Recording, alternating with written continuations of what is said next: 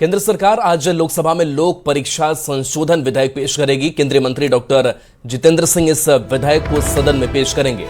इसका मकसद प्रतियोगी परीक्षाओं में पेपर लीक और धांधली को रोकने के लिए कड़े दंड और फास्ट ट्रैक अदालतों का प्रावधान करना है। वहीं परीक्षा व्यवस्था को लेकर सरकार कड़े नियम लाने की तैयारी कर रही है। विधेयक को लेकर प्रधानमंत्री नरेंद्र मोदी ने एक वीडियो संदेश भी जारी किया है।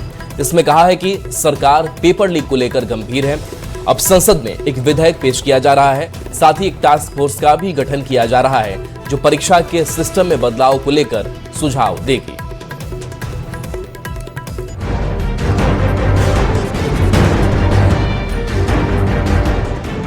लोकसभा में सोमवार को पब्लिक एग्जामिनेशन संशोधन विधेयक पेश किया जाएगा। केंद्रीय मंत्री डॉक्टर जितेंद्र सिंह इस विधेयक को सदन में पेश करेंगे। लोकसभा के लेजिस्लेटिव बिजनेस एजेंडा के अनुसार ये बिल पब्लिक एग्जामिनेशन अधिनियम 2024 में संशोधन के लिए लाया जा रहा है। इस विधेयक पर सदन में चर्चा होने की भी संभावना है। पेपर लीक पर लगाम लगाने के लिए केंद्र सरकार कानून को और सख्त बनाने की तैयारी में है। संसद में पेश होने वाले संशोधन विधेयक में दोषियों के लिए जेल और जुर्माने की सजा बढ़ाने का प्रस्ताव है। इसके तहत आरोपी को 5 से 10 साल की जेल और 50 लाख रुपए तक का जुर्माना हो सकता है। परीक्षा कराने वाली एजेंसियों पर 5 करोड़ रुपए तक के जुर्माने का प्रावधान है। 8 साल तक प्रतिबंध लगाने का प्रावधान भी किया गया है। जिम्मेदार अधिकारियों और संगठित गिरोहों के लिए भी सजा और जुर्माना बढ़ाने का प्रस्ताव है। साथ ही पेपर लीक मामलों की जांच और अपील के निपटारे की समय सीमा भी तय की जाएगी। पेपर लीक पर सरकार का जीरो टॉलरेंस पर फोकस बढ़ा है। सूत्रों की माने तो एनटीए में राधा कृष्णन समिति की 101 सिफारिशें लागू होंगी। 47 अधिकारियों की छुट्टी, नए अफसरों की भर्ती शुरू होगी।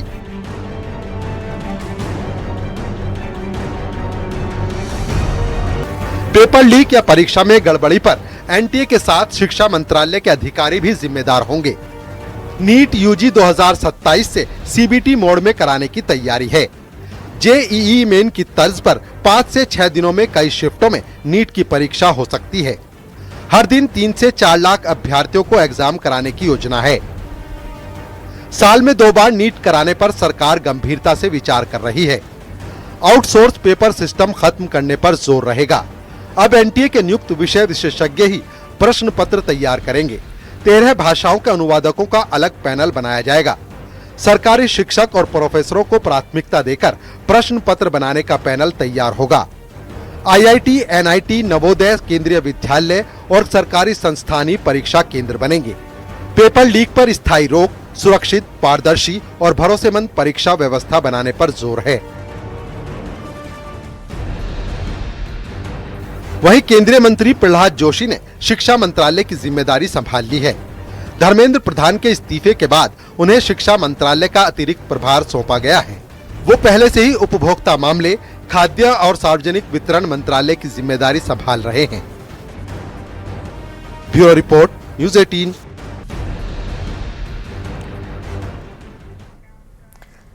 तो प्रधानमंत्री नरेंद्र मोदी की तरफ से तीसरा वीडियो जारी किया गया जिसमें परीक्षा सुधारों को लेकर ऐलान किया गया है। परीक्षा को लेकर ये वीडियो जारी हुआ है और प्रधानमंत्री नरेंद्र मोदी ने ये तीसरा वीडियो जारी किया। संसद की बात करें तो नया बिल की बात सामने आ रही है और टास्क फोर्स के गठन की भी जानकारी दी जा रही है। छात्रों के भविष्य के लिए सरकार बेहद गंभीर है और आज संसद में नया बिल इसे लेकर सामने आएगा। टास्क फोर्स के गठन जिसके साथ सख्त कानूनी प्रावधान जोड़े गए हैं ताकि छात्रों के भविष्य को सुरक्षित बनाया जा सके और इस दिशा में सरकार कितनी गंभीर है। फ्रेंड्स, विद्यार्थियों के भविष्य के लिए भारत सरकार लगातार अनेकविध कदम उठा रही है। जिन लोगों ने विद्यार्थियों के भविष्य के साथ खिलवाड़ किया वे जेलों में सड़ रहे हैं। हमने फास्ट ट्रैक कोर्ट बना चुके हैं। हम कल पार्लियामेंट के अंदर भी कठोर कानूनों के प्रावधान के साथ नया कानून बनाने की दिशा में भी आगे बढ़ रहे हैं। लेकिन हमें भविष्य के लिए सोचना है।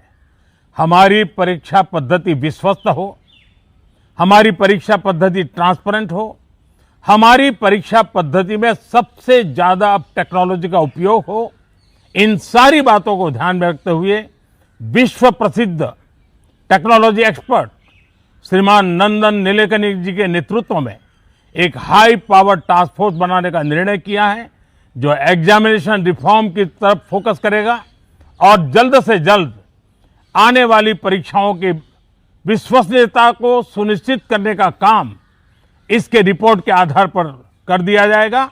बहुत बहुत धन्यवाद।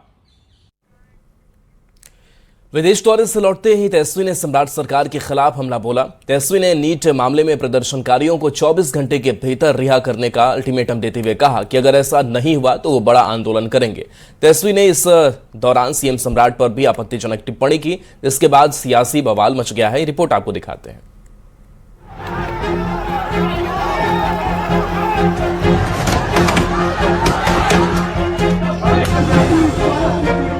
हम कहना चाहेंगे कि कल तक अगर रिहा नहीं करोगे तो हम लोग एक बड़ा आंदोलन करेंगे। बिहार में शहर शहर नीट मामलों को लेकर विरोध प्रदर्शन के दौरान जमकर बवाल हुआ। अब पुलिस ऐसे उपद्रवियों के खिलाफ कार्रवाई कर रही है। 450 से ज्यादा उपद्रवियों की पहचान कर उन्हें गिरफ्तार कर लिया गया है, लेकिन नेता प्रतिपक्ष तेजस्वी यादव को ये रास नहीं आ रहा है। विदेश यात्रा से लौटे तेजस्वी ने बिहार बंद के दौरान बवाल और उपद्रवियों के खिलाफ पुलिस की कार्रवाई को लेकर बड़ा बयान दिया है। तेजस्वी यादव ने कहा है कि जब छात्रों के ऊपर किसी तरह की कार्रवाई नहीं करने पर सहमति बनी है, उसके बाद भी बिहार में पुलिस प्रदर्शनकारियों को जेल में क्यों बंद कर रही है, उनके खिलाफ क्यों कानूनी कार्रवाई कर रही है। तेजस्वी ने सरकार को चेतावनी देते हुए कहा कि अगर गिरफ्तार या हिरासत में लिए गए प्रदर्शनकारियों को नहीं छोड़ा जाता है तो वे विपक्षी दलों के साथ मिलकर बड़ा आंदोलन करेंगे। पुलिस ने गलत तरीके से जो है कार्रवाई की है, लोगों पर लाठियां बरसाई है, लोगों पर फर्जी मुकदमा किया है। तो हम कहना चाहेंगे कि कल तक अगर रिहा नहीं करोगे तो हम लोग एक बड़ा आंदोलन करेंगे। तेजस्वी जब आंदोलन की चेतावनी दे रहे थे, इस दौरान उन्होंने सीएम सम्राट पर भी जमकर भड़ास निकाली। यहां तक कि सीएम सम्राट पर आपत्तिजनक टिप्पणी भी कर दी। दुर्भाग्य है जब बिहार का मुख्यमंत्री ना उसके चेहरे पर वोट मिला, ना उसके काम पर वोट मिला, जो सड़क छाप गुंडा है, जिसपे खुद 7 हत्या के मुकदमे हैं, दुर्भाग्य है कि पुलिस को भी गुंडा बनाने का काम किया गया। लंबे समय बाद विदेश दौरे से लौटे नेता प्रतिपक्ष तेजस्वी यादव ने आते ही सीएम सम्राट पर ओछी टिप्पणी कर दी। तेजस्वी की जुबान पर सियासत गरमा गई है। एनडीए ने तेजस्वी पर करारा पलटवार किया है। आपके पिताजी मुख्यमंत्री थे, वो कौन सा छाप थे, पूरे देश की जनता जान रही है। बिहार को किस तरह से बदनाम करने का काम किया।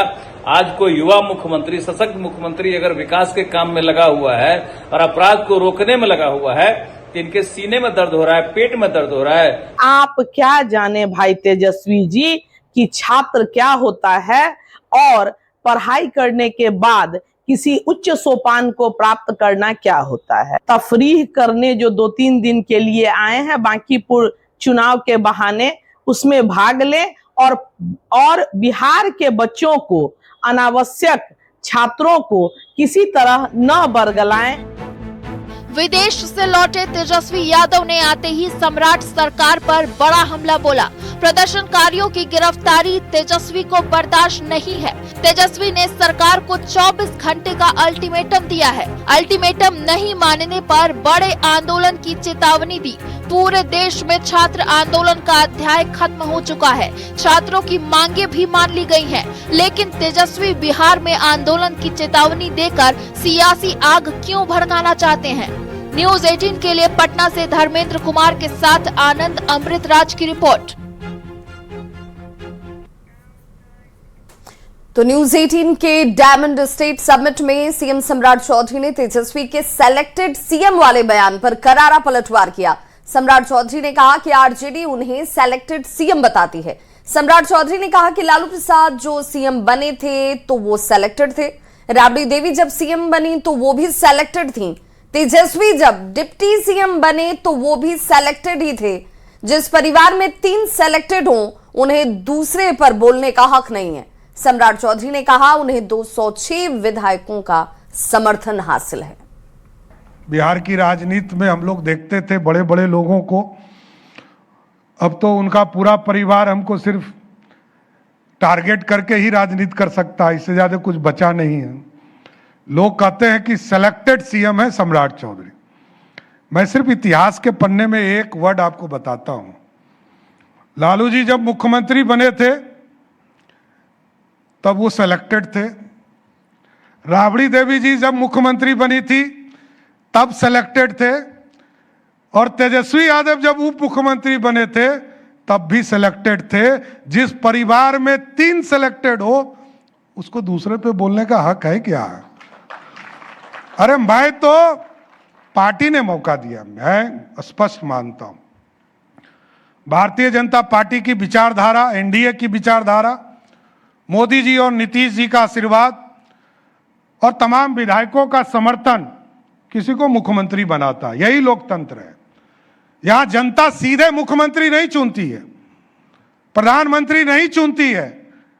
यहां लोकतंत्र है, विधायक चुने जाते हैं। विधायक तय करते हैं मुख्यमंत्री कौन होगा।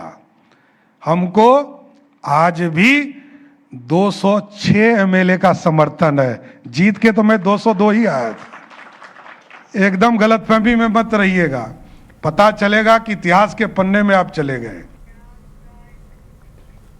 सीएम सम्राट ने एक बार फिर कहा कि वो क्राइम, करप्शन और कम्युनलिज्म से कोई समझौता नहीं करेंगे। सम्राट चौधरी ने CCC को लेकर कहा कि ये CCC जारी रहेगा। सीएम ने कहा कि वो हर एक 36 घंटे के भीतर एक भ्रष्टाचारी को जेल में डालते हैं। सीएम ने एक बार फिर कहा अपराधी को बिहार छोड़ना पड़ेगा, अपराधी को नेपाल भागना पड़ेगा, बिहार में भला नहीं होने वाला है। हम आगे बढ़ रहे हैं, आगे कई चीजों को काम करना है और हम लोगों का स्पष्ट मानना है क्राइम से समझौता नहीं हो सकता है। ना क्राइम से, ना कम्युनलिज्म से, ना करप्शन से। ये CCC जारी रहेगा। और इस अभियान पर आप देखते होंगे प्रत्येक 36 घंटे के अंदर एक भ्रष्टाचारी को मैं जेल के अंदर डालता हूं। और मैंने साफ संदेश दिया है, नीतीश जी का सुशासन स्पीडी ट्रायल से लेकर कार्रवाई तक चला है। मैं उससे थोड़ा और टफ होकर मैंने कहा है कि अपराधी को बिहार छोड़ना होगा। रहना है तो सुधर कर रहिए, नहीं तो नेपाल निकल जाइए, दूसरे किसी प्रदेश निकल जाइए, भगवान भला करेगा। बिहार में आपका भला नहीं होने वाला है। और इस बीच बड़ी खबर आ रही है नालंदा से, जहां नालंदा दौरे पर आज बिहार के मुख्यमंत्री सम्राट चौधरी रहने वाले हैं। आज बिहार शरीफ वो पहुंचेंगे। सुधा डेयरी में आयोजित कार्यक्रम में वो भाग लेने वाले हैं और दही प्लांट का शिलान्यास मुख्यमंत्री की तरफ से किया जाना है। 27 करोड़ की लागत से दही प्लांट का निर्माण किया गया है, जिसका आज शिलान्यास मुख्यमंत्री सम्राट चौधरी करने वाले हैं। और डेयरी परिसर में पेट्रोल पंप का शिलान्यास आपको ये भी बताते चलें कि जीविका सखी से भी उनकी मुलाकात होने वाली है। तो डेयरी प्लांट में दही प्लांट का एक उद्घाटन और उसके साथ ही साथ एक पेट्रोल पंप का शिलान्यास भी मुख्यमंत्री की तरफ से होगा, जिसे लेकर तमाम तैयारियां पूरी कर ली गई हैं। भरत तिवारी की मां ने प्रशांत किशोर को लेकर बड़ा खुलासा किया। भरत की मां का दावा है कि प्रशांत किशोर ने उन्हें 15 दिन में इंसाफ दिलाने का भरोसा दिलाते हुए बांकीपुर उपचुनाव में प्रचार करने के लिए कहा था, लेकिन भरत की मां ने इससे इनकार कर दिया। भरत की मां ने कहा कि उन्हें अब भी सीएम सम्राट से इंसाफ का भरोसा है। बांकीपुर जीतने के लिए पीके ये कैसी शर्त? भरत एनकाउंटर को भुनाना चाहते थे पीके। भारत की मां से क्यों करवाना चाहते थे प्रचार? प्रशांत किशोर, हाँ प्रशांत किशोर क्या बोल रहा है ना कि मम्मी जी को प्रचार करने के लिए, बोले कि नहीं जाएंगे। भरत तिवारी के परिजनों ने पिछले दिनों सीएम सम्राट चौधरी से मुलाकात की थी, जिसका एक्सक्लूसिव वीडियो सामने आया है। बीजेपी सांसद मनोज तिवारी की पहल के बाद भरत तिवारी के परिजनों ने सीएम से मुलाकात की। वहीं मनोज तिवारी के साथ बातचीत में परिवार ने जन स्वराज के संयोजक प्रशांत किशोर पर बेहद गंभीर आरोप लगाया है। परिवार के सदस्यों का कहना है कि प्रशांत किशोर ने उन्हें 15 दिन में न्याय दिलाने का भरोसा दिया था, लेकिन इसके लिए पीके ने परिवार के सामने बड़ी शर्त रख दी थी और वो शर्त ये थी कि भरत तिवारी की मां को बांकीपुर उपचुनाव में पीके के समर्थन में प्रचार करना होगा, जिससे परिवार ने इनकार कर दिया था। भरत की मां आशा देवी और परिवार के सदस्यों का आरोप है कि प्रशांत किशोर ने 15 दिन में न्याय दिलाने के नाम पर बरगलाने की कोशिश की थी। प्रशांत किशोर, हाँ प्रशांत किशोर क्या बोल रहा है ना कि मम्मी जी को प्रचार करने के लिए, बोले कि नहीं जाएंगे। 15 दिन आप बोले थे ना, 15 दिन कहाँ गया आपका 15 दिन? आज 1.25 महीना 1-1.5 महीना होने जा रहा है। उनको बुला करके अपने आवाज पे कहाँ आवाज पे बुलाए थे? वो कहाँ बुलाए थे? बेटा और बुला करके हम गए थे। प्रशांत किशोर बोल के गए थे ना, ये तो 15 दिन में न्याय दिलाएंगे। अब 15 दिन हो गए तो बोले कि हमारे लिए प्रचार करें। हालांकि भरत तिवारी की मां ने मुख्यमंत्री सम्राट चौधरी पर भरोसा जताया और उनसे मुलाकात कर पूरी बात बताई। भारत की मां आशा देवी ने कहा कि उन्हें मुख्यमंत्री पर पूरा भरोसा है, बेटे को न्याय मिलेगा। मुख्यमंत्री जी के बता दे लेबन अपन दोनों पीड़ा सब बता दे लेबन और वहां के विश्वास बा मुख्यमंत्री। प्रशांत किशोर पर भरत तिवारी के परिवार और मां के आरोपों को लेकर बीजेपी सांसद मनोज तिवारी ने भी कड़ी प्रतिक्रिया दी है। मनोज तिवारी ने कहा, जब वे भरत की मां को मुख्यमंत्री से मिलवाने ले गए थे तो उन्होंने इस बात का खुलासा किया था कि प्रशांत किशोर ने भरत तिवारी की मां को चुनाव प्रचार के लिए कहा था। ये बेहद ही घटिया राजनीति है। जब मैं उनकी माताजी के साथ बैठा तो पता चला कि उनकी माताजी को ये प्रचार के लिए बुला रहे थे ये लोग, और सोचिए कितनी माताजी के उनके भरत तिवारी के फोटो को लेकर ये घुमा रहे हैं। उनसे परिवार को बहुत तकलीफ है इस बात से। तो ऐसा काम करने वाले लोग कभी भी जनता के सामने स्वीकार नहीं। भरत तिवारी एनकाउंटर मामले की जांच न्यायिक जांच आयोग कर रही है। भरत तिवारी के परिजनों ने सीएम से मिलकर भी इंसाफ की गुहार लगाई थी। सवाल ये उठ रहे हैं कि आखिर बांकीपुर जीतने के लिए क्या प्रशांत किशोर भरत तिवारी के परिजनों का इस्तेमाल करना चाहते थे? इंसाफ दिलाने के नाम पर उन्होंने भरत की मां से चुनाव प्रचार करने को क्यों कहा? न्यूज़ 18 के लिए पटना से शैलेंद्र कुमार की रिपोर्ट। तो बांकीपुर विधानसभा उपचुनाव का रण अब अपने सबसे रोमांचक दौर में पहुंच चुका है। दिग्गजों ने अपनी पूरी ताकत झोंक दी है। बीजेपी अध्यक्ष नितिन नवीन ने खुद मोर्चा संभालते हुए वार्ड संख्या 36 में पदयात्रा की और घर घर जाकर समर्थन मांगा। अब देखना यह है कि बांकीपुर में जनता का समर्थन किसके सिर जीत का सेहरा सजाता है।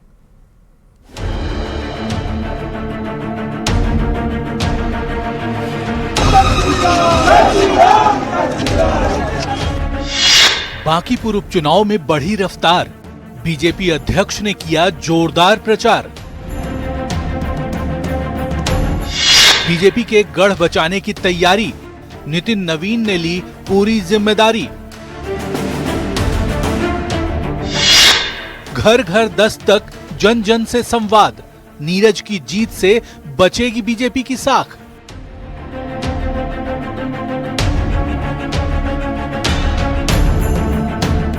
बांकीपुर में उपचुनाव का रण अपने सबसे रोमांचक मोड़ पर पहुंच चुका है।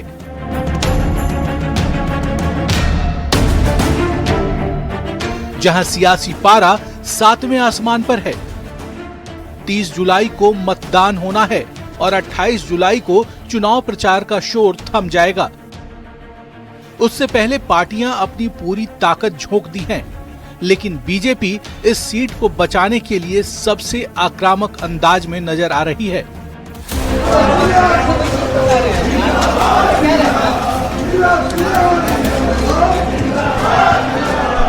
खुद इस सीट से 4 बार विधायक रहे पार्टी के राष्ट्रीय अध्यक्ष नितिन नवीन ने मोर्चा संभाल लिया है। जहां उन्होंने वार्ड नंबर 36 में ताबड़तोड़ पद यात्रा की और घर घर जाकर समर्थन मांगा। देखिए भाई, मैं आज अपने उस इलाके में है जहां पर मेरा बचपन बीता है। क्या रंजीत बाबू जी, मेरा बचपन बीता है और इन इलाकों में आज प्रधानमंत्री का मन की बात सुनने आए तो कहीं ना कहीं वो यादें जो बचपन की हैं, इन्हीं गलियों में क्रिकेट खेलकर बड़ा हुए और माँ पापा का साथ यहाँ पर रहा। ये उपचुनाव इन्हीं के इस्तीफे से खाली हुई सीट पर हो रहा है, जो अब बीजेपी के राष्ट्रीय अध्यक्ष और राज्यसभा सांसद हैं। पार्टी ने यहाँ नीरज कुमार सिन्हा को उम्मीदवार बनाया है और सीट बरकरार रखने के लिए संगठन से लेकर सरकार तक पूरा दम लगा दिया है। केंद्रीय मंत्री गिरिराज सिंह ने आरजेडी पर तीखा हमला बोला और कहा कि बीजेपी किसी कॉरपोरेट मैनेजर को नहीं बल्कि एक जमीनी कार्यकर्ता को मैदान में उतारा है। और भारतीय जनता पार्टी ने एक कार्यकर्ता को दिया है। भारतीय जनता पार्टी किसी कॉरपोरेट के मैनेजर को टिकट नहीं दिया है। उधर बीजेपी सांसद रविशंकर प्रसाद ने भी जीत का बड़ा दावा किया है। उनका कहना है कि बांकीपुर में एनडीए के पक्ष में अभूतपूर्व माहौल है और भारी मतों से जीत तय है। बांकीपुर में जनता का अभूतपूर्व समर्थन दिख रहा है और हम पहले आपको बता दें कि बांकीपुर सीट एनडीए भाजपा बहुत ही भारी मतों से जीतने वाली। इस प्रचार प्रसार के साथ बीजेपी ने साफ संदेश देने की कोशिश की है कि बांकीपुर उसके लिए सिर्फ एक सीट नहीं बल्कि प्रतिष्ठा की लड़ाई है। अब फैसला 30 जुलाई को मतदाता करेंगे कि बीजेपी अपना गढ़ बचा पाती है या फिर कोई बड़ा उलटफेर देखने को मिल सकता है। न्यूज़ 18 के लिए पटना से रजनीश कुमार के साथ ब्यूरो रिपोर्ट।